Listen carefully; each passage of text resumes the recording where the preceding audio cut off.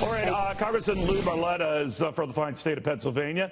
To him now on whether this is playing fair ball. What do you think, Congressman? Well, if it looks like a duck, walks like a duck, quacks like a duck, it's probably a duck. It absolutely is desperate, and I've never seen anything like this, Neil, where the establishment itself is doing everything it can to try to take down the front runner, who is millions of votes ahead and clearly the favorite choice of the people. Why we would want a contested convention is beyond me. I think we hand the election over to Hillary Clinton and the Supreme Court pick. You know, I'm a baseball fan, Neil. That's like wanting the second or third place team, who's 20 games behind the first place team, to represent your league in the World Series.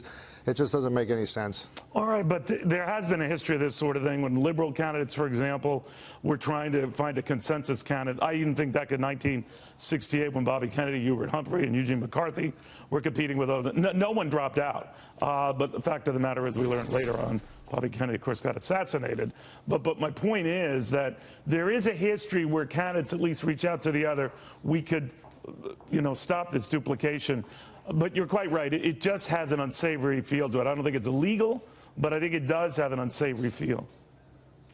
I think it throws salt onto the wounds of the American people, who are clearly dissatisfied with Washington. 75% of the American people think the country is going in the wrong direction, and the other 25% are in Washington. Yeah. They're throwing salt in the wounds of the American people, saying not only are your voices not heard, but now your vote doesn't matter that much either. We know better than you. This is not good for the party, and I really do think it's going to divide us. You know, something that worried me all the more was before this so-called pact between Cruz and Kasich, what Governor Kasich was telling me when we were in here live this past Saturday about the edge that he would have, that is, John Kasich, at an Ohio convention. I want you to listen to this exchange.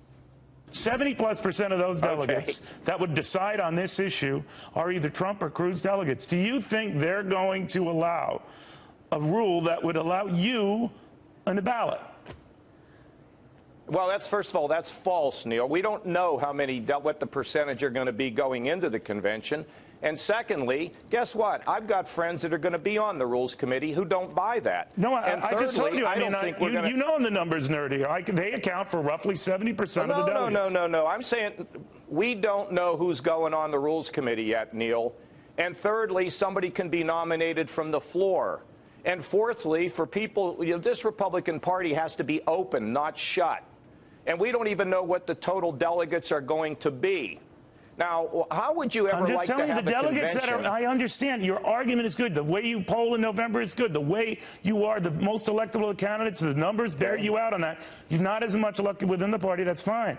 But of the delegates that have been decided thus far, those two candidates who don't want to have you anywhere near them account for the lion's share of them. And the delegates have to decide on whatever the Rules Committee ultimately decides to do. Do you think, Governor, that there's any chance in hell those delegates who are committed to those candidates want to see you in their sandbox?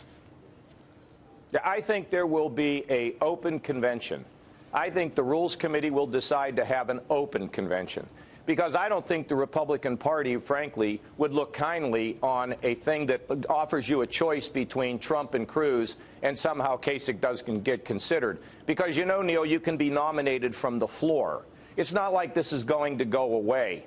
But here's the thing that we have to ask ourselves. Why would we pick somebody to run against Hillary Clinton who can't win? What would be the reason for that? Why would we pick somebody who consistently loses in every single poll, who's divided the country, divided the party for that matter? Why would anybody do that? All right, what do you think of that, Congressman? Because I wanted to make sure we weren't taking it out of context. What he was telling me is, I have friends, rules are made to be changed. It kind of gave me the heebie-jeebies, and I liked it. I liked all the candidates, even though one of them always disliked the play. That's fine. But my point is that was more icky than any of this so-called collusion stuff. Well, you know, the talk is always about what the party does and what they can do, and it's, you know, the rules can be changed.